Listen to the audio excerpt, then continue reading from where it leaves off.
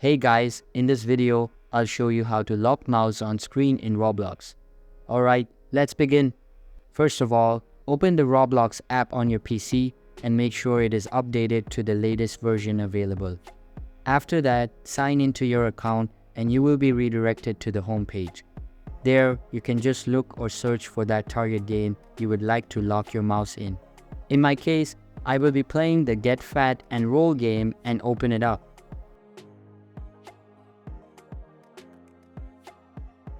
Inside it, you just need to hold the right click to control the camera. But in order to lock it, just unplug your mouse while holding it and wait for 3 seconds.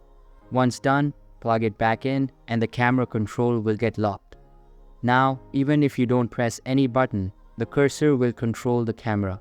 So that's basically how you can lock mouse on screen in Roblox. And that's it for this video. If you find this helpful, consider subscribing and giving this a big thumbs up.